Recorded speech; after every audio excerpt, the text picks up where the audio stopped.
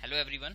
आज लेकर आए हैं हम आपके सामने अपने जो एडवांस एक्सेल की जो बेसिक स्टडी थी उसका थर्ड पार्ट। ठीक है, लेकिन ये क्या टैली खोल रखा है मैंने? अच्छा, चलिए नोटिस कर लिया है आपने तो ठीक है, मैं आगे बता देता हूँ टैली क्यों ओपन किया हुआ है। मैंने आपको लास्ट क्लास में एक चीज़ बताई थी, एमआईएस की रेलेवेंस। एमआईएस की रेलेवेंस क्या है? एमआईएस की रेलेवेंस है कि वो टीपीएस के साथ में काम में लिया जाता है। तो टीपीएस क्या है? Transaction processing system. तो ये जो आपके सामने ओपन है ना, ये वही है, ये है टीपीएस, यानी कि इसके अंदर हम ट्रांजैक्शंस करते हैं और ट्रांजैक्शंस के बाद में जब रिपोर्ट जनरेशन का नंबर आता है तो वो हम एक्सेल पे करते हैं, यानी कि एमआईएस बनाते हैं, मैनेजमेंट इंफॉर्मेशन सिस्टम निकालते हैं। क्या हम टैली के अंदर कॉलम ग्राफ के अलावा कोई और ग्राफ बना सकते हैं? क्या हम इसमें पाइवट टेबल बना सकते हैं? क्या हम इसमें कंडीशनल फॉर्मेटिंग लगा सकते हैं? बट क्या करा जाए फिर इसके लिए? हमें तो ये चीजें जरूरी होती हैं।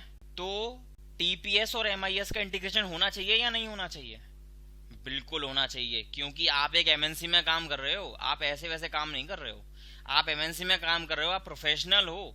ठीक है, तो आपको क्या जरूरी है? आपको जरूरी है एक टीपीएस सॉफ्टवेयर और एक एमआईएस सॉफ्टवेयर। टीपीएस जो आपके सामने खुला हुआ है वो है टैली RP9 और एमआईएस जो अभी हम खोलेंगे। तो कैसे खोलेंगे आइए देखते हैं। किस तरह की रिपोर्ट्स के लिए एमआईएस की जरूरत पड़ती है, तो स्टार्ट करते हैं। मैंने ओपन कर रखा है अब स्मार्ट एजेंसीज का जो हम रिपोर्ट जनरेशन करेंगे। पहला है वो है बैलेंस शीट। तो हमने ओपन किया यहाँ पे बैलेंस शीट और यहाँ पर ऑल्ट F1। जितने लोगों ने मेरी टैली की क्लासेस देखी उन सबको पता होगा, अगर किसी भी कंडेंस रिपोर्ट को मुझे एक्सपेंड करके देखना है, डिटेल्ड करके देखना है, तो ऑल्ट F1 कर देते हैं। चलिए ऑल्ट F1 कर दिया, ये आगे मेरी डिटेल्ड रिपोर्ट। डिटेल्ड रिपोर्ट के बाद में अब ये, लेकिन ये बैलेंस शीट खोल ली मैंने, ये तो मेरे पास यहीं पे खुल गई है। एक्सेल की क्या जरूरत है? जी हाँ, बिल्कुल जरूरत है, क्योंकि ये तो हो गया आपका टैली का वर्क। अभी मान लीजिए ये हमें ऑडिट के लिए भेजनी है या फिर इंटरनल ऑडिट के लिए भेजनी है। कुछ ऐसी कंपनीज होती हैं जो कि सीए को अपने पास नहीं रखती, लेकिन एक्सटर्नली सीए को अपॉइंट करके रखती हैं कि हमारा इंटरनल ऑडिट करिए आके।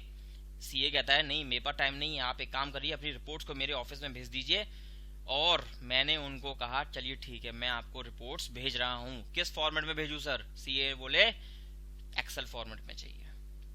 अच्छा, एक्सेल फॉर्मेट में चाहिए, इसका मतलब सीए जो कि प्रोफेशनल हैं वो भी आपसे एमआईएस रिपोर्ट ही मांग रहे हैं। तो हमारे पास क्या है? हमारे पास तो केवल एक्सेल की रिपोर्ट्स हैं। सीए को हम ज्यादा से ज्यादा क्या कर सकते हैं? अपनी एक्सेल जो हमने टैली में डेटा रिपोर्ट बनाया है उसका बैकअप लेकर पेन ड्राइव में लेके भेज देते हैं।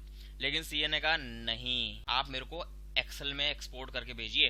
ठीक है, कोई बात नहीं सर, हमारे पास प्रोफेशनल्स हैं एक्सपोर्ट जिसको करना आता है एक्सेल में। तो अभी हम क्या करते हैं, ऑल्ट ई करने के बाद में आप बैक स्पेस करिएगा और यहाँ पे आपका आएगा डिफॉल्ट ऑल लैंग्वेजेस और इधर आएगा एक्सेल स्प्रेडशीट फॉर्मेट। तो एक्सेल स्प्रेडशीट जब मैंने क्लिक किया और यहाँ पर जो रिपोर्ट का नाम है वो है बी शीट, यानी कि इस नाम से आपकी जो फाइल है वो बन जाएगी। आउटपुट शीट का नाम है बैलेंस शीट और इसमें जो भी सेटिंग्स हैं आप करना चाहें वो कर सकते हैं और इसको करवा दीजिए एक्सपोर्ट। जैसे ही बैलेंस शीट एक्सेल में एक्सपोर्ट हो जाएगी, एक्सेल खुद ब खुद ओपन होगा और आपको दिखाएगा एक्सेल फॉर्मेट के अंदर आपकी बैलेंस शीट किस तरीके से दिखाई देगी। एक्सपोर्टिंग शुरू हो चुकी है, अपडेटिंग रो नंबर्स। जैसे ही पूरा एक्सपोर्ट हो जाएगा उसके बाद में एक्सेल अपने आप ओपन होगा लाइक दिस। अगर टीपीएस के अंदर एमआईएस का ऑप्शन डाला हुआ है, इसका मतलब क्या है? यानी कि कुछ लोग टीपीएस और एमआईएस को इंटीग्रेट करके काम करते हैं, इसीलिए तो टैली के अंदर एक्सेल की एक्सपोर्टिंग में एक्सेल का ऑप्शन दे रखा है। समझ में आ रहा है? चलिए, ये हमारी जो बैलेंस शीट है वो एक्सेल फॉर्मेट में आ चुकी है। अब हमें क्या करना है? टाइपिंग हमें करने की जरूरत है नहीं, एडिटिंग कर सकते हैं और फॉर्मेटिंग कर सकते हैं। देखिए किस किस तरीके से हम यहाँ पर करते हैं। कुछ नए शॉर्टकट्स भी मिलेंगे आपको। नए शॉर्टकट्स में आपको देखना है इसमें किस तरीके से हमारी जो बैलेंस शीट है वो अच्छी दिख सकती है। एट्रैक्टिवनेस क्या होती है? चलिए अभी मैं इसको टच नहीं कर रहा हूँ। एट्रैक्टिवनेस क्या होती है? आप जब घर पे रहते हैं आप नॉर्मल कपड़ों में रह सकते हैं, बाजार जाते हैं तो थोड़ा बहुत चेंज करके जाते हैं, लेकिन कभी पार्टी आ जाए, शादी में जाना है, तो आप कुछ ऐसे कपड़े पहनते हैं जो लोग नोटिस करें या फिर आपको अच्छा लगे, या फिर शादी में जाने लायक कपड़े होते हैं ना, एट्रैक्टिव लगने के लिए। तो डेटा तो ये आपको अच्छा दिख रहा है, क्या कमी है इसमें बताइए? डेटा में कोई कमी नहीं है, लेकिन और अच्छा हो सकता है, क्योंकि एक्सेल जो MIS ऑपरेटर होते हैं और जो MIS एक्सपर्ट होते हैं और जो MIS प्रोफेशनल्स होते हैं, तीनों में डिफरेंसेस होते हैं कि नहीं? तो कैसे डिफरेंशिएट होंगे उनके प्रोफेशनलिज्म, जो मैं भी करने वाला हूं, देखते जाइए। आपको सबसे पहले क्या करना है, बैलेंस शीट जब भी हम मैनुअली बनाते आए हैं तो बैलेंस शीट के फॉर्मेट के बिल्कुल सेंटर में बैलेंस शीट लिखा होता था कि नहीं? चलिए अब इसको हम सेंटर में लेकर आते हैं। कैसे करेंगे? यहाँ पे तो एक काम करें, कल जो मैंने आपको शॉर्टकट की बताई थी, ये वाली सेंटर अलाइन वाली, जरा इसको क्लिक करके देखते हैं। अरे ये तो केवल इसी सेल के सेंटर में आया है, लेकिन अगर मुझे इस पूरे के सेंटर में चाहिए तो क्या करना पड़ेगा? सबसे पहले है आपके पास ऑप्शन ये वाला, मर्ज इन सेंटर के साइड में जो आपका ड्रॉप डाउन आइकन दिख रहा है उस पर क्लिक करिए और यहाँ पर ऑप्शन आ रहा है मर्ज अक्रॉस। मर्ज अक्रॉस में क्या होता है देख लीजिए, अभी मैं करके दिखाता हूँ। लाइक दिस, जितनी मैंने रो सेलेक्ट की हुई थी उन्हीं रोज को डिफरेंशिएट करते हुए सारे कॉलम्स को मर्ज कर दिया है, यानी कि ये रो सिंगल हो गई है, ये सिंगल हो गया, ये भी सिंगल हो गया, और ये हमारा क्या आ गया, सेंटर में आ गया। क्यों? क्योंकि इससे पहले मैंने ये वाला आइकन प्रेस कर दिया था। पहले क्या था, वो इस तरीके से रहता, और सेंटर में लाने के लिए आपको क्या करना पड़ता, सेंटर अलाइन करना पड़ता। तो आपने अभी क्या देखा, मर्ज एंड सेंटर ऑप्शन के अंदर मर्ज अक्रॉस पे क्लिक करेंगे तो हमारी जो सेल्स हैं, हमारे जो ये ABCDEF अलग अलग सेल्स थे, वो सब सिंगल सेल में कन्वर्ट हो गए हैं, बस रो डिफाइन सेपरेटली हुई है। पहला ऑप्शन, साथ साथ हमने ये वाला ऑप्शन यूज किया था सेंटर अलाइन वाला, ठीक है। चलिए अब इसके अलावा हम क्या कर सकते हैं, इसके अलावा भी हम ये कर सकते हैं, जब स्मार्ट एजेंसी यहाँ लिखा हुआ है, पीरियड भी यहाँ लिखा हुआ है, तो हम एक काम करते हैं, यहाँ से इसको, यहाँ से इसको, यहाँ से इसको, यहाँ से इसको हटा देते हैं। क्या मैंने आपको लास्ट क्लास में रो हटानी बताई थी, रो डिलीट करना, डिलीशन ऑफ रो बताया था ना, कंट्रोल माइनस यूज किया था, लेकिन उससे पहले हमें वो रो सेलेक्ट करनी पड़ेगी। और रो सेलेक्ट कैसे करी थी हमने, शिफ्ट स्पेस से करा था, शिफ्ट स्पेस कर लिया है, और इस रो को हटाने के लिए प्रेस कर दीजिए कंट्रोल माइनस, हो गया। चलिए, और ये डेट्स बिटा दीजिए, डिलीट एंड क्लिक करके डिलीट। ये क्या है, लायबिलिटी, ये क्या है, एसेट। ओके, ऐसा ही होता है ना। इधर आप एक काम कर सकते हैं, इधर अमाउंट लिख दीजिए, ठीक है, अमाउंट और अमाउंट, चाहे तो आप इसको कॉपी पेस्ट भी कर सकते हैं, ठीक है। और ये क्योंकि हेडिंग है, इसको थोड़ा सा बड़ा करके दिखाइए, 11 फॉन्ट कर दीजिए, नॉर्मल है, और बोल्ड पूरा, समझ में आ गया। फॉर्मेटिंग कर रहे हैं अभी हम, ठीक है, एडिटिंग की जरूरत नहीं पड़ रही है, क्योंकि एडिटिंग में कहीं पे भी हमारा कोई फॉर्मूला नहीं लगा हुआ है अभी इसमें, और ना ही कहीं पे कोई फिगर गलत है, एडिटिंग की जरूरत नहीं हो रही है अभी। अब नेक्स्ट वर्क क्या है, नेक्स्ट वर्क इज अमाउंट की फॉर्मेटिंग। तो पहले तो ये अमाउंट वाले कॉलम्स को सेलेक्ट कर लो, माउस से कर लो, या फिर यहाँ पे छोड़ के शिफ्ट डाउन, पहले एक बार राइट क्लिक करिए तो आपका राइट साइड आ जाएगा, और फिर डाउन में आ जाइए, कहां तक, जहां तक अमाउंट आपको दिख रहा है, केवल इतने को सेलेक्ट करना है। इतना सेलेक्ट करने के बाद में आप देखिए ये आइकन है, ठीक है, कॉमा लगा दीजिए यहाँ पर, amount should be in amount format. Amount जब आप लिखते हुए आए हैं क्या लिखते थे, वो कॉमास लगाते थे ना अमाउंट के बीच में, उसी तरीके से यहाँ पे लगाना है। वैसे ही यहाँ पे इसको सेलेक्ट कर लीजिए और यहाँ पे कॉमा क्लिक कर दीजिए, हो गया, समझ में आ गया। अच्छा अब ये बताइए 9,47,000 कहाँ से आया? जी बिल्कुल, 15 लाख में से 5,53,000 माइनस करके तभी 9,47,000 आएगा। लेकिन उसके लिए हमें क्या करना पड़ेगा, यहाँ पे फॉर्मूला लगा दीजिए। फॉर्मूला लगाने के लिए हमने आपको बताया था प्लस या इक्वल्स टू से स्टार्टिंग करनी है, ठीक है। तो पहले ये सेल कर लीजिए सेलेक्ट, माइनस का साइन लगाइए, और फिर ड्राइंग्स वाला जो 5/53 है वो सेलेक्ट कर लीजिए। अरे ये क्या हुआ, ये तो 2053 हो गया, 2053 यानी कि ये तो ऐड हो गया। क्यों? क्योंकि ये ऑलरेडी ब्रैकेट में लिखा हुआ है, माइनस डिनोटेड है। तो आपको क्या करना पड़ेगा इस फॉर्मूला के अंदर, ये जो माइनस लगाया था इसको प्लस का साइन लगाकर तब आप लिखेंगे, तो आ जाएगा 9,47,000। ये जो 10 लाख आया है इसको आप कनेक्ट कर दीजिए यहाँ से लोन अकाउंट से, ये जो 56,000 है इसको आप कनेक्ट कर दीजिए यहाँ से, और ये जो ओपनिंग बैलेंस आएगा, अभी मैं लेकर आऊंगा इसको ओपनिंग बैलेंस को। देखिए अभी फिक्स असेट कहाँ से आएंगे, इधर देखिए नया फॉर्मूला आपको मिलने वाला है, प्लस का साइन, सम, और ब्रैकेट लगाने के लिए आप टैब का बटन का यूज कर सकते हैं, टैब की, ठीक है, जो आपके कैप्स लॉक के ऊपर होती है, सम। और यहाँ पे इन सेल्स को सेलेक्ट कर लीजिए। देखिए फिक्स असेट कौन कौन से हैं हमारे पास, cell phone, computer, electrical fitting, furniture fittings and motor bikes, यही है। और यहाँ पे सम E6 और ये हमारा E10, ठीक है। तो यहाँ से देखिए E6 से E10 तक हमारा डेटा सिलेक्टेड है और एंटर कर दीजिए, वही सब आया है। ऐसे ही यहाँ पे कर दीजिए, ये जो है यहाँ पे फॉर्मूला लगाइए, प्लस सम ब्रैकेट ओपन और इसको कर लीजिए सेलेक्ट और एंटर कर दीजिए, ठीक है। और एक सम यहाँ पे लगा दीजिए, यहाँ पर इक्वल्स सम, और यहाँ से लेकर ऊपर तक इसको सेलेक्ट कर लीजिए और एंटर कर दीजिए। देखिए सेम फिगर आई है, 11,133,642, 1,11,33,642। और इसको कनेक्ट कर दीजिए आप इस वाली फिगर से, क्योंकि बैलेंस शीट का टोटल तो यही आना चाहिए ना, समझ में आ गया। और यहाँ पे क्या फॉर्मूला लगाएंगे, यहाँ पे हम फॉर्मूला लगाएंगे, देखिए ये माइनस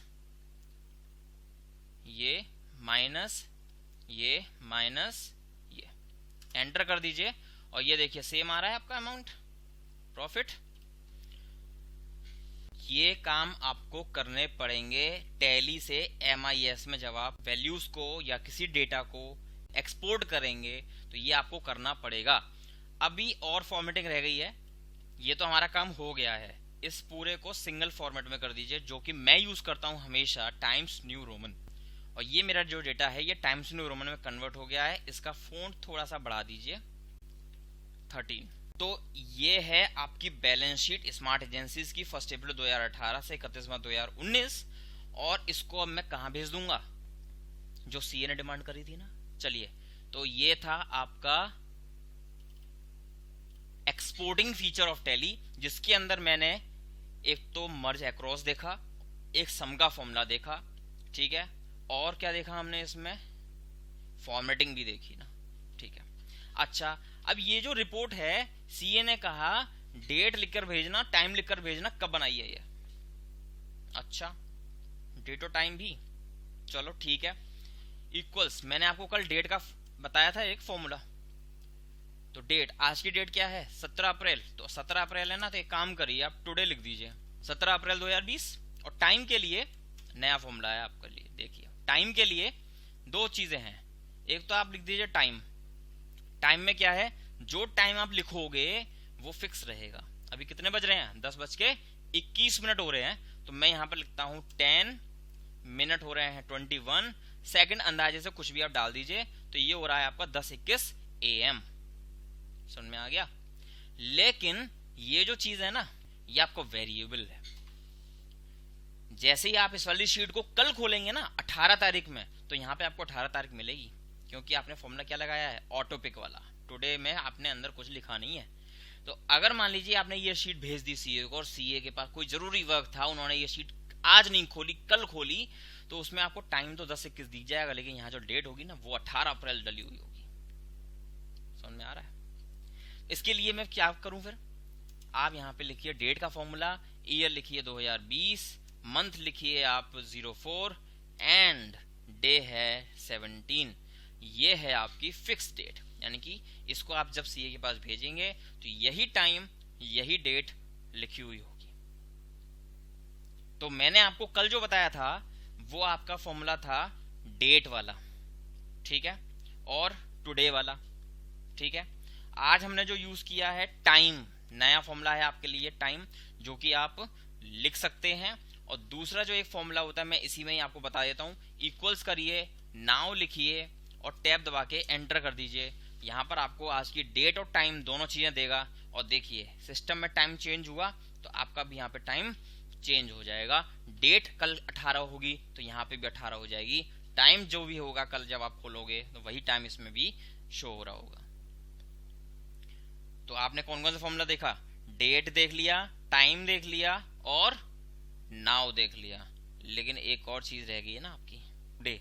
टुडे में क्या है, टुडे भी आपका ऑटो पिक वाला है, डेट टाइम टुडे नाउ। इसमें मैंने फॉर्मूला लगाया है डेट का, इसमें मैंने फॉर्मूला लगाया है टाइम का, इसके अंदर मैंने फॉर्मूला लगाया है नाउ, और इसके अंदर मैंने फॉर्मूला लगाया है टुडे।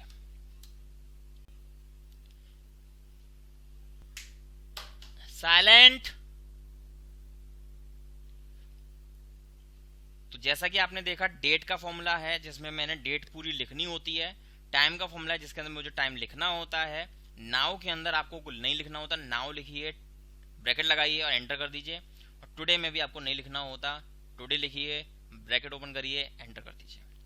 तो ये आपके 4 फॉर्मूला हैं, इनको ध्यान से अपने पास लिख लीजिए जिससे कि कोई भी आपके लिए परेशानी ना हो। जरूरी है सीए को रिपोर्ट भेजने के लिए ये 2 चीजें, बस ये 2 चीजें आप सीए को लिखकर भेज दीजिए, report making time and date.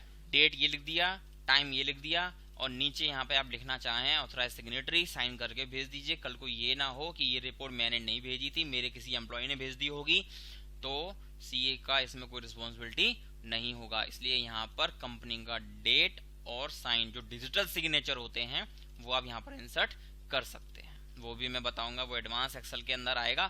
तो अभी हम आगे बढ़ते हैं। ये आपने देख लिया यहाँ पर किस तरीके से हमने टैली के थ्रू यानी कि टीपीएस और एमआईएस को इंटीग्रेट करके काम किया है। टीपीएस में जो भी रिपोर्ट बनी हमारी उसको हमने एक्सेल में बनाकर उसको फिर हमने सीए को भेजना होता है। समझ में आ गया यहाँ का? चलिए आगे देखते हैं एक और चीज। मेरा जो ये अमाउंट कॉलम था ये मैंने सिंपल फॉन्ट में रखे थे, एजम्पशन पे चल रहे हैं, ठीक है। ये मैंने सिंपल फॉन्ट में रखे थे, इटैलिक नहीं था, बोल्ड भी नहीं था, और इसका फॉन्ट जो था वो 12 था, ठीक है।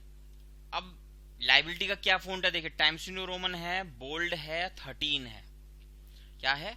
टाइम्स न्यू रोमन है, बोल्ड है, 13 है। मैं चाहता हूं ये जो प्रॉपर्टी इसकी थी वही प्रॉपर्टी अमाउंट में आ जाए, तो अमाउंट को क्या क्या करना पड़ेगा, बोल्ड भी करना पड़ेगा, एरियल की जगह टाइम्स न्यू रोमन करना पड़ेगा, और 12 की जगह 13 करना पड़ेगा। 3 काम अलग अलग करने पड़ेंगे। बेटर है आप एक काम करिए, लायबिलिटी पे जाइए, इसकी प्रॉपर्टीज को कॉपी करने के लिए आपके पास होता है फॉर्मेट पेंटर का टूल, इस पे क्लिक करिए और अमाउंट पे क्लिक कर दीजिए, ठीक है। इस तरीके से आ जाएगा। फिर से फॉर्मेट पे क्लिक करिए और अमाउंट पे कर दीजिए, ये अमाउंट। अब यहाँ पर आपको एक चीज करनी पड़ेगी, या तो आप इसको मर्ज कर दीजिए, मर्ज एंड सेंटर का टूल होता है, मर्ज एंड सेंटर ये, और इसको भी सिलेक्ट करिए और कर दीजिए मर्ज एंड सेंटर। अब आपको क्या क्या चीजें पता लग गई, फॉर्मेट पेंटर पता लग गया, आपको मर्ज एंड सेंटर पता लग गया, आपको मर्ज अक्रॉस पता लग गया, आपको अमाउंट के अंदर फॉर्मेटिंग में कॉमा कैसे लगाना है वो भी पता लग गया। अच्छा एक और चीज रह जाती है, अभी एक और चीज रह जाती है। कुछ लोग ये कहते हैं कि रुपीज का सिंबल नहीं मिलता हमको। रुपीज का सिंबल मिलेगा, बिल्कुल मिलेगा। देखिए सबसे पहले तो ये है, आपको मैंने कल एक फॉर्मूला बताया था अमाउंट इन वर्ड्स वाला, तो आपको कितना प्रॉफिट हुआ है उसका आप यहाँ पे अमाउंट इन वर्ड्स में मोटा मोटा लिख सकते हैं। इक्वल्स प्रेस करिए, अमाउंट इन वर्ड्स, टैब दबा दीजिए, और यहाँ पर आप क्लिक कर दीजिए इस पर, तो यहाँ पर आपका जो अमाउंट इन रुपीज जो है वो अमाउंट इन वर्ड्स हो जाएगा, ₹30,642 एंड पैसा 19 ओनली। तो ये है आपका प्रॉफिट का फिगर, ठीक है। और दूसरी चीज जो मैंने आपको बताई थी, डिजिट्स में किस तरीके से आप सिंबल डालेंगे रुपीज का, तो आप पहले तो इसको कनेक्ट कर दीजिए, और इसके अंदर मुझे रुपीज का सिंबल डालना है। तो रुपीज के सिंबल के लिए आपको क्या करना है, अकाउंटिंग वाले में आइए, और यहाँ पर आपको मिलेगा मोर नंबर फॉर्मेट्स। मोर नंबर फॉर्मेट में जब आप आएंगे तो एक विंडो ओपन हो जाएगी, और इसके अंदर आपको आना है करेंसी में, और करेंसी में यहाँ पे सिंबल की डिटेल बनी होती है, लिस्ट बनी होती है पूरी। तो इस पूरी लिस्ट में आपको अपना सिंबल इंडिया का ढूंढना पड़ेगा। थोड़ा सा नीचे है, ये देखिए, असमीज, बंगाली, इंग्लिश, गुजराती, हिंदी, कन्नड़, सब में सेम सिंबल आपको मिलेगा। तो मेरा प्रेफरेंस है आप इंग्लिश इंडिया पे जाएं, ठीक है, और इसको कर दीजिए ओके। तो यहाँ पर आपको ये सिंबल देखने को मिल रहा है, ये रुपीज का सिंबल यहाँ पर लगा दिया है हमने, ठीक है। तो ये क्या है आपका, ये है आपका profit in symbols, profit with symbol and profit in words, ठीक है। तो ये चीज आपने देख ली है यहाँ पर। और एक चीज मैं आपको दिखा देता हूं, चलिए इसी शीट में मैं आपको दिखा देता हूं कि किस तरीके से हम अपने नंबर्स की, अपने जो टेक्स्ट है उसकी अलाइनमेंट करते हैं। देखिए ये एक सेल है, जिस सेल को मैंने ड्रैग करके, दोबारा देख लीजिए, इसको मैंने यहाँ से इसको बड़ा किया और यहाँ पे 36 और 37 के बीच में से इसको यहाँ पे नीचे बड़ा कर दिया। ये एक सेल है जो कि मैंने बड़ा बना दिया है, केवल दिखाने के लिए कि एक टेक्स्ट को मैं कितने तरीके से लिख सकता हूँ। देखिए आपने जब एंड्रॉयड मोबाइल यूज करना शुरू किया था तो उसमें आपने पैटर्न लॉक लगाए थे। क्या आप बता सकते हैं पैटर्न लॉक में कितने डॉट्स थे? 9 डॉट्स थे ना।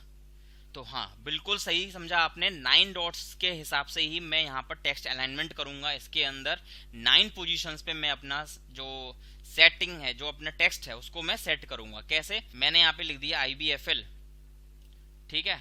IBFL की अभी जो पोजीशन है वो क्या है? Bottom left. ओके, सबसे पहले मैं क्या करने वाला हूं, आप आ जाइए टॉप पर। ये जो है टॉप अलाइन होता है, टॉप पर आ गए। अभी इसकी जो पोजीशन है वो है टॉप लेफ्ट, ठीक है, टॉप लेफ्ट। ये लेफ्ट अलाइनमेंट है, ठीक है, ये पहले से हो रखा है इसमें।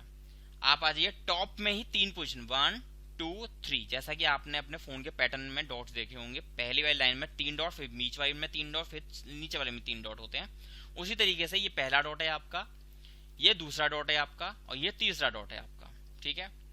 3 पोजीशन हो गई। वापस आ जाते हैं लेफ्ट में। अब आप आ जाइए सेकंड लाइन में। सेकंड लाइन के अंदर भी 3 डॉट होते हैं। लेफ्ट अलाइनमेंट है आपका, सेंटर अलाइनमेंट, और ये हो गया आपका राइट अलाइनमेंट, ठीक है। ये हो गई आपकी कौन सी? मिडिल लाइन, ठीक है। अब आप आ जाइए बॉटम में, नीचे वाली लाइन। नीचे वाली लाइन में भी आपका लेफ्ट अलाइनमेंट हो रखा है, सेंटर एंड राइट अलाइन। तो आपने कितनी पोजीशन पे इसको सेट किया? 1 2 3 4 5 6 7 8 9। समझ में आ गया? और ये 9 पैटर्न लॉक में 9 क्यों आए पता है आपको? मेट्रो, डीडी मेट्रो चैनल आता था, उस पर एक सीरीज शुरू हुई थी 9 गोल्ड। 9 गोल्ड के कुछ वोल्स हुआ करते थे, तो 9 गोल्ड जो था उसका लोगो भी 9 गोल्ड इसी तरह से था, जो आपके पैटर्न्स होते हैं। तो ये था हमारा अलाइनमेंट टूल। अलाइनमेंट के अंदर आपका देखिए ये हो गया है अलाइनमेंट्स। रैप टेक्स्ट आपका हो गया है। मर्ज एंड सेंटर के अंदर आपके जो ऑप्शन है, मर्ज एंड सेंटर हो गया है, मर्ज अक्रॉस हो गया है। ये 2 ऑप्शन और रह जाते हैं। मर्ज सेल्स देखते हैं क्या होता है। मैं इसको वापस वैसे ही कर देता हूं जैसे पहले था, अनडू करके। ओके, तो ये मैंने वैसा का वैसा कर दिया है। अब मैंने यहां पे लिखा my name is Nikhil Agarwal. My name is Nikhil Agarwal, और मैंने इसको पूरा मर्ज करना है, ठीक है। अभी क्योंकि ये सिंगल सेल है, ये सेपरेट सेल है, मैंने क्या किया, इन दोनों सेल्स को सेलेक्ट किया और यहाँ पे मैं गया मर्ज एंड सेंटर पर। तो देखिए फर्क बता रहा हूँ, मर्ज एंड सेंटर हम कर चुके हैं। मर्ज एंड सेंटर से होता क्या है, मर्ज भी हो जाएगा और जो टेक्स्ट है वो बीच में हो जाता है, ठीक है, सेंटर में हो जाता है। और मर्ज सेल से क्या करते हैं, पहले रिवर्स करता हूं। अभी ये सेपरेट सेल है, देखिए 1, ये सेपरेट, ये सेपरेट, पहले की तरह हो गया है। ओपन किया, अब मर्ज सेल कर रहा हूं।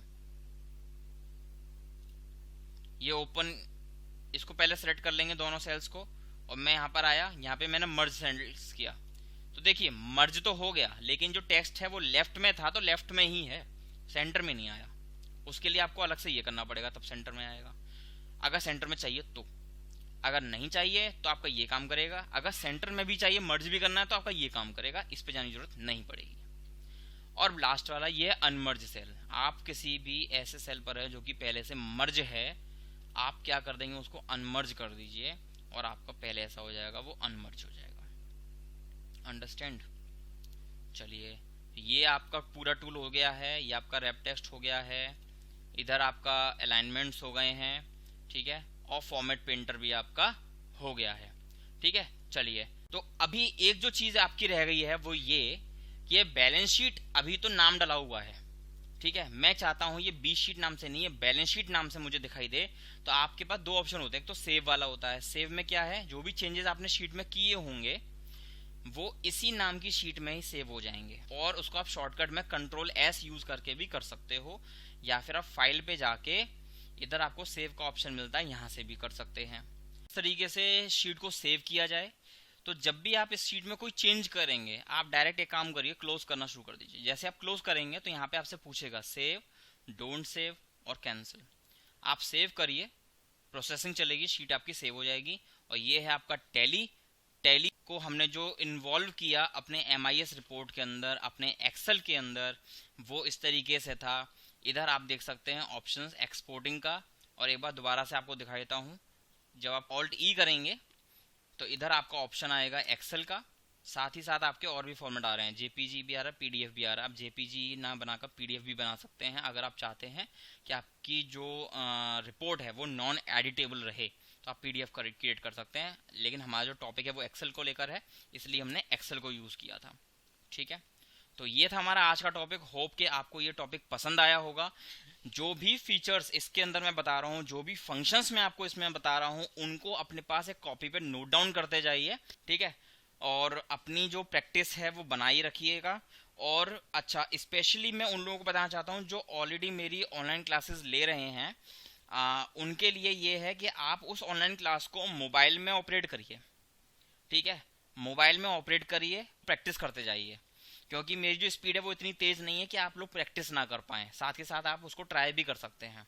ठीक है, दूसरी चीज ये, उसमें जो रिजोल्यूशन है आपका, वो रिजोल्यूशन भी मोबाइल में आपका कम लेगा, तो उससे आपका डेटा इतना लॉस नहीं होगा जितना आप लैपटॉप पे यूज करेंगे तो वो ज्यादा लॉस होगा।